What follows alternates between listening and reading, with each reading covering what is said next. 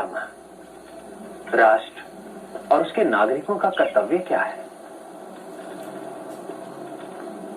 युधिष्ठिर। हाँ पितामह। राष्ट्र का कर्तव्य है कि वो किसी योग्य राजा को चुने।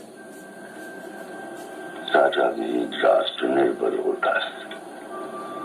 वहां प्रजा एक दूसरे का धन हड़पने लगती है, स्त्रियों का अपहरण होता है।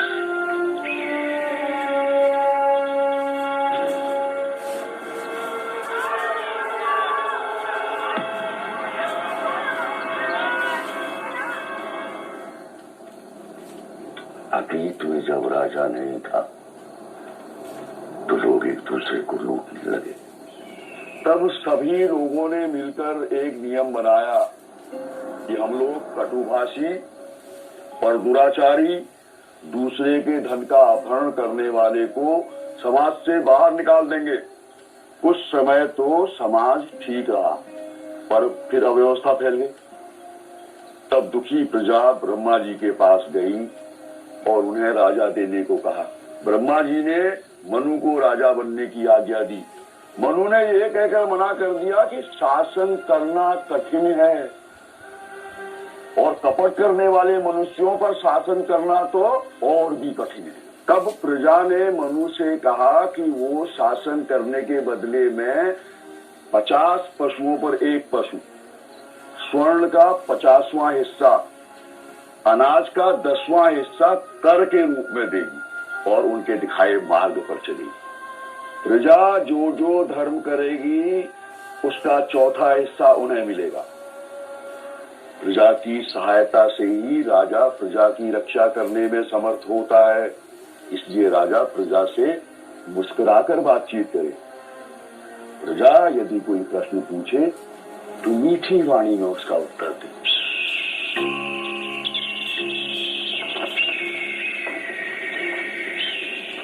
युधिष्ठिर। हाँ पितामह। धर्म का मूल राजा है। राजा न हो तो लुटेरे सब लूट ले जाएंगे। यह विचार से कोई विरोध नहीं होगा।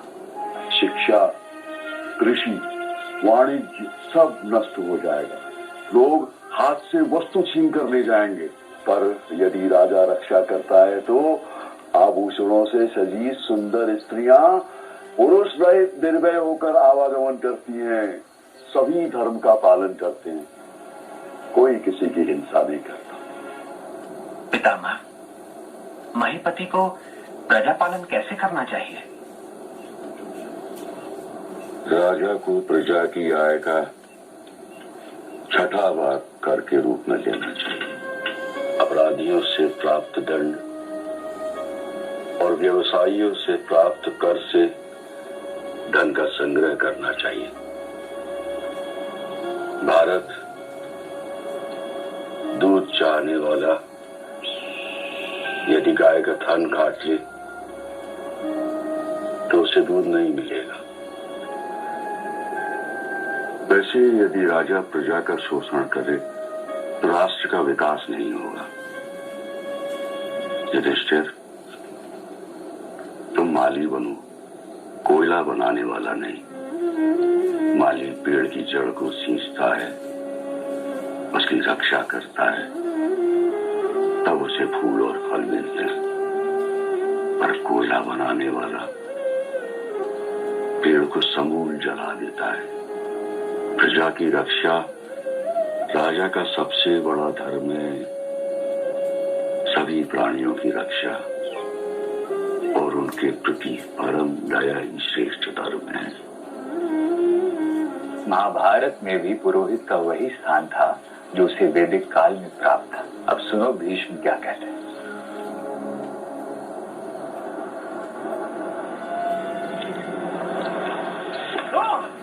ये दाव भी मैं नहीं जीता।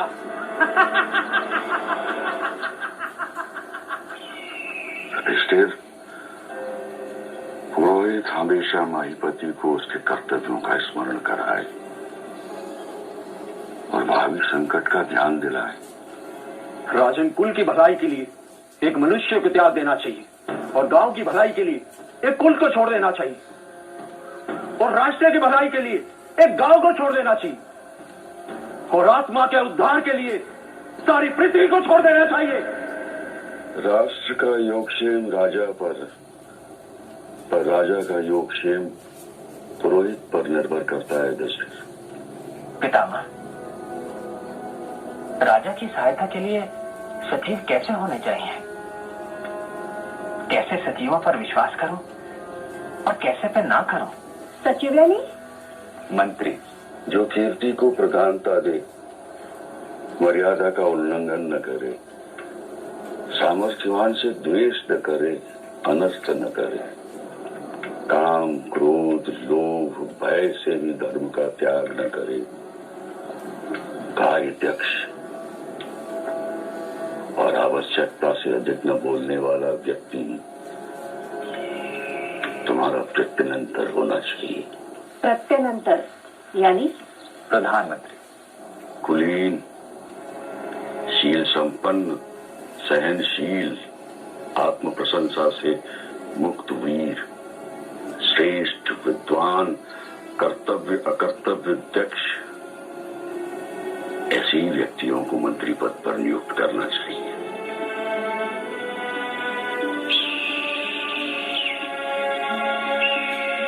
विश्वास। भारत जो महीपति के धन की वृद्धि करे, महीपति उसकी रक्षा करे। इसलिए यदि कोई भृत्य महीपति को राजकोष को नष्ट करने वाले मंत्रियों की सूचना दे, तो महीपति उसे सुने और ऐसे राजसेवकों की रक्षा करे, क्योंकि चोरी करने वाले मंत्री अपना भेद खोलने वालों को अक्सर मार डालते हैं। एक इतिहास सुनाता हूं। किसी समय कौशल के सिंहासन पर आसीन थे राजा क्षेमदर्शी, और उनके राज्य में आए थे एक मनन करने वाले मुनि कालवृक्षीय। सज्जनों, मैंने कौवों के बोलने की भाषा सीखी है, इसलिए कौवे मुझे भूत भविष्य और वर्तमान में जो हो रहा है सब बता देते हैं। कौन किसके धन का अपहरण कर रहा है और कौन किसको कष्ट दे रहा है, कौन सा मंत्री चोर है और कौन सा मंत्री साहूकार, कौन सा राजकीय सेवक सच्चा है और कौन सा राजकीय सेवक झूठा, कौन सा राज सेवक राजा का कर चुरा रहा है और कौन सा व्यापारी राजा को कर नहीं दे रहा है, कौन से राज कर्मचारी धन चोरों और कर चोरों से मिले हुए हैं और कौन उन अपराधियों को रिश्वत लेकर छोड़ देता है, किसने प्रजा का धन चुराकर कहां छुपा रखा है और किसने अपवित्र धन कहां गाड़ रखा है। हवा में उड़ने वाले कौवे मुझे सबका हाल बताते हैं और ऐसे दुष्ट राज्य कर्मचारियों से बचने का उपाय भी सुझाते हैं।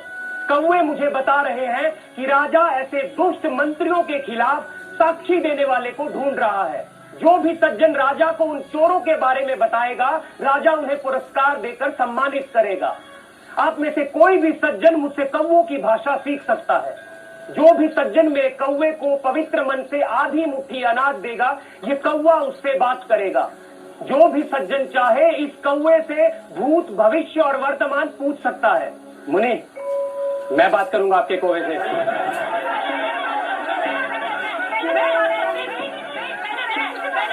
क्या केवल सज्जनों से बात करोगे, दुर्जनों से नहीं?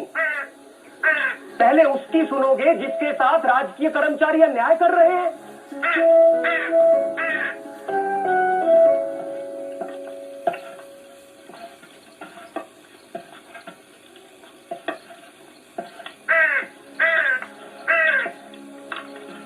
क्या होगा यूं कौवा ले लेकर घूमने से? भ्रष्टाचार तो खत्म ना होगा, न कर की चोरी रुकेगी न धन की। मुझे तो आश्चर्य है कि प्रजा अपने धन की रक्षा किससे करे, चोरों से या राज कर्मचारियों से। कुछ को छोड़ दें तो इससे न मंत्री बचे हैं न राजवल्लभ। अमात्यों को राजवल्लभ ना कहकर भ्रष्ट वल्लभ कहना चाहिए। ऐसा लगता है राजा क्षेमदर्शी के गुप्तचर भी सो रहे हैं। मैं कल राजा क्षेमदर्शी से मिलने जा रहा हूँ। आपके अमात्य और सहाय राष्ट्र कोष नष्ट कर रहे हैं। मेरे कौवे ने आपके मंत्रियों और कर्मचारियों के बारे में मुझे जो कुछ भी बताया वो मैंने आपको बता दिया। अब निर्णय आपको करना है राजन। राजन, कालक वृक्ष हम सबको मूर्ख बना रहे हैं। हमारे महान राष्ट्र में कोई भी मंत्री भ्रष्ट नहीं हो सकता, और यदि कोई मंत्री भ्रष्ट है तो मुनिवर का कौवा उसका नाम लेकर बताए।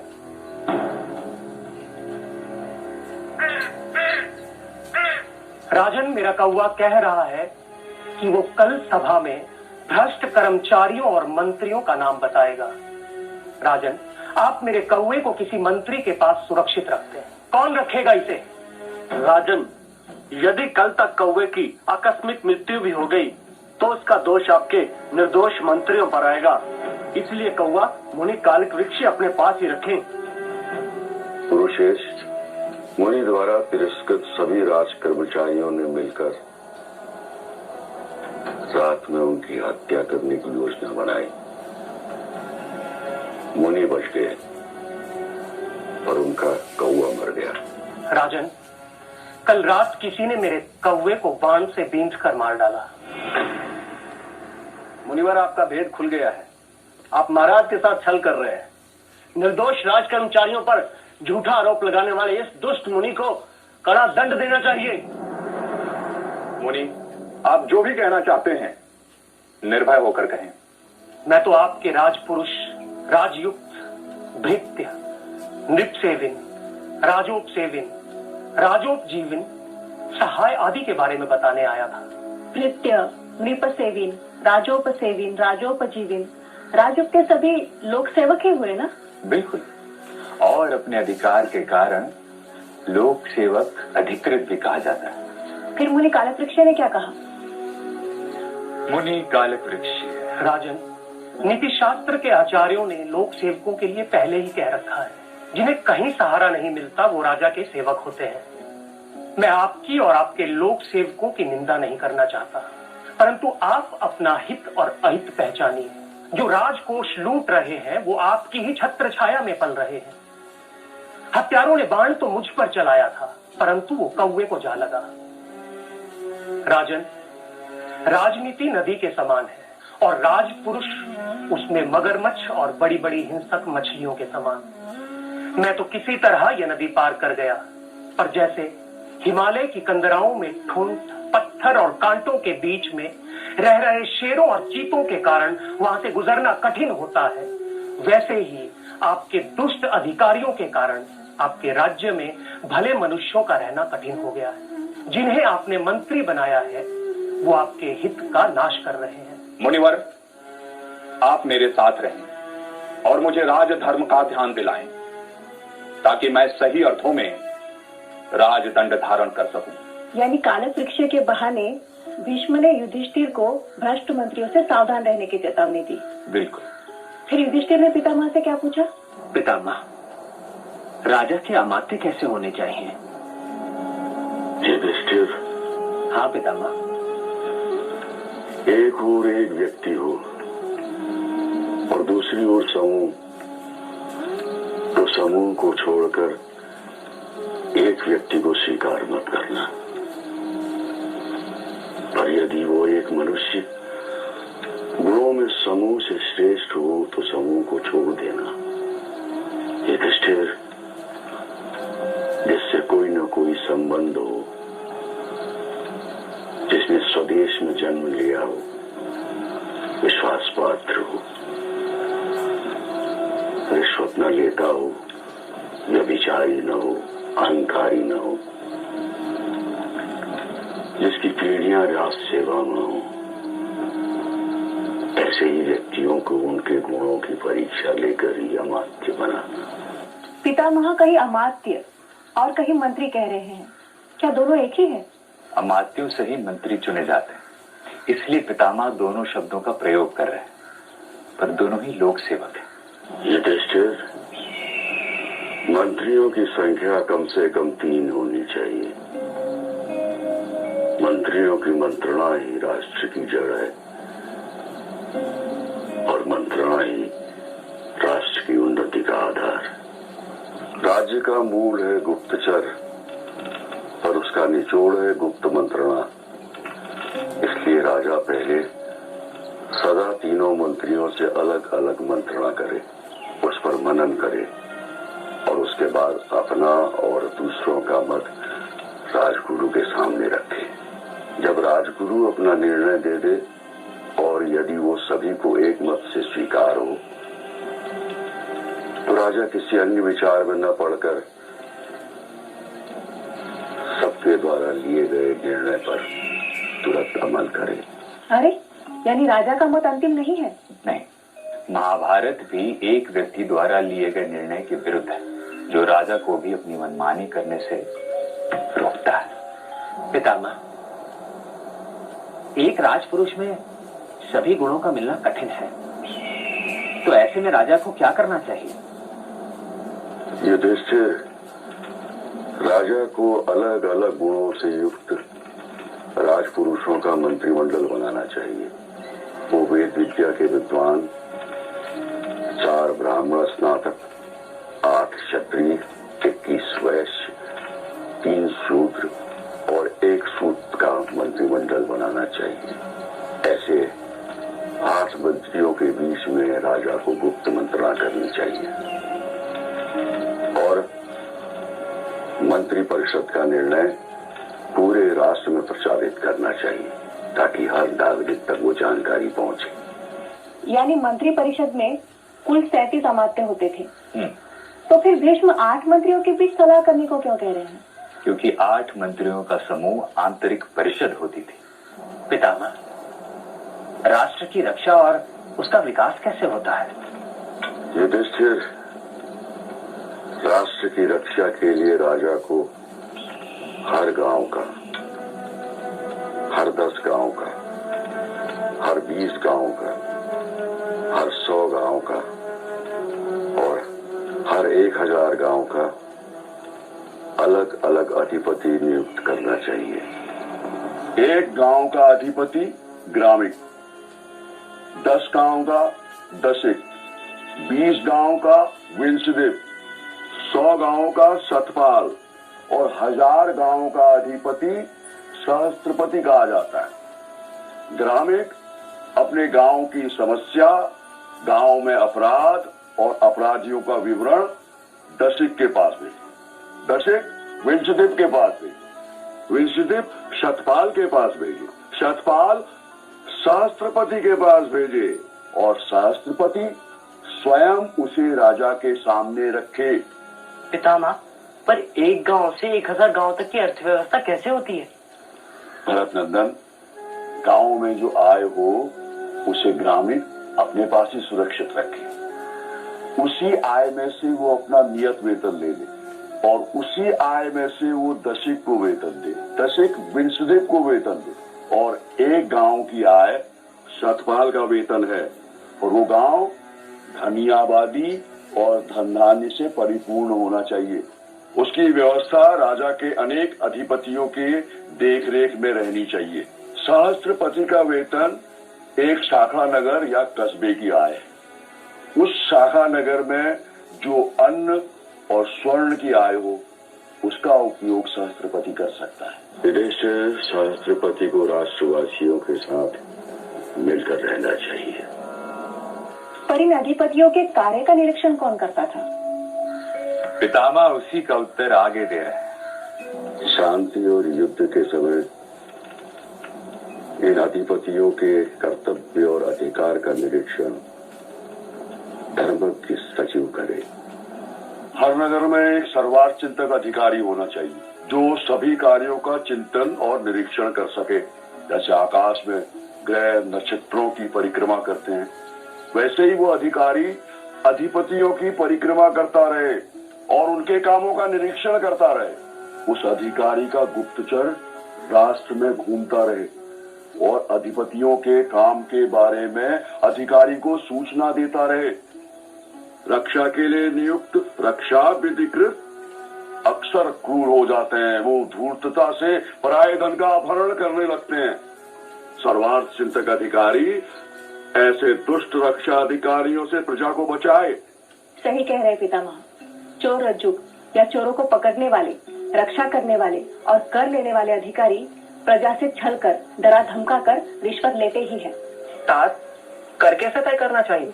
वस्तु का क्रय विक्रय, उसे मंगाने का व्यय, सेवकों का वेतन और वस्तु की सुरक्षा के लिए दिया गया योगक्षेम और लाभ हानि को ध्यान में रखकर ही व्यापारियों पर कर लगाना चाहिए। युधिष्ठिर, राजा प्रजा की आर्थिक स्थिति के अनुसार ही भारी या हल्का कर लगाए। राजा को प्रजा से उतना ही कर लेना चाहिए जिससे कि प्रजा संकट में न पड़ जाए। इसलिए कृषि और वाणिज्य से राजा और प्रजा दोनों को लाभ हो, राजा को वैसे कर लगाना चाहिए।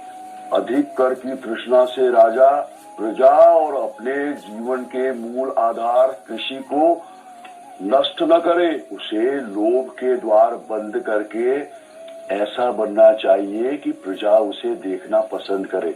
इसलिए राजा को चाहिए कि वो गाय के बछड़े की तरह राष्ट्र से धीरे धीरे कर ले। युधिष्ठिर, जो गाय अधिक नहीं दुही जाती, उसका बछड़ा उसके दूध से पुष्ट और शक्तिशाली होकर अधिक समय तक भारी बोझ और कष्ट उठा लेता है। पर जिसका दूध अधिक दूहिया गया हो,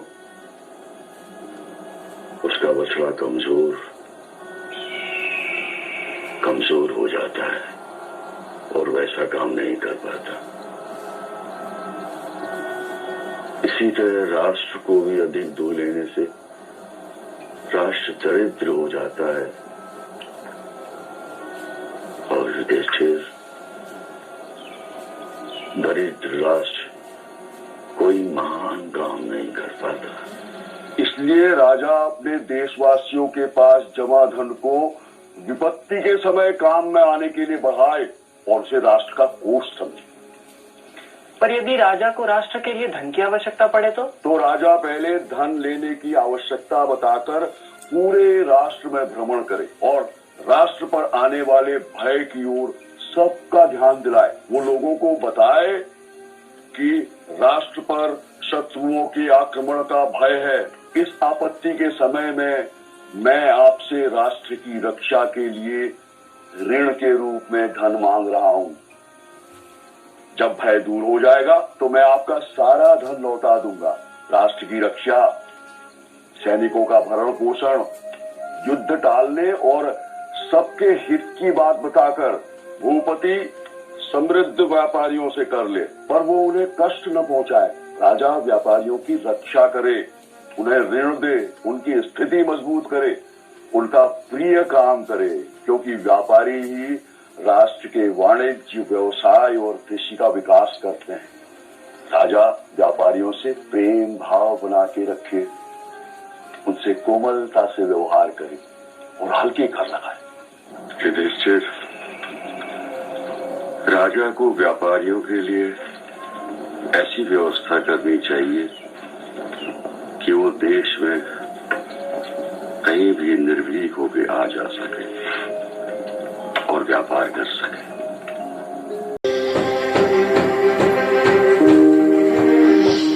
हिंदुस्तान एक ऐसा मुल्क है, अनेक प्रकार के लोग रहते हैं, बहुत से अलग अलग मजहब है, अलग अलग जाति है और अलग अलग हमारा पोशाक है, अलग अलग हमारी जुबान है।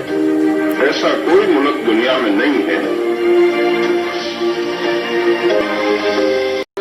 हमारा काम ये है कि हम हिंदुस्तान में कोई भी प्रांत के हैं, हम हिंदुस्तानी हैं और हमारा प्रथम कर्तव्य हिंदुस्तान की हिफाजत, हिंदुस्तान की रक्षा।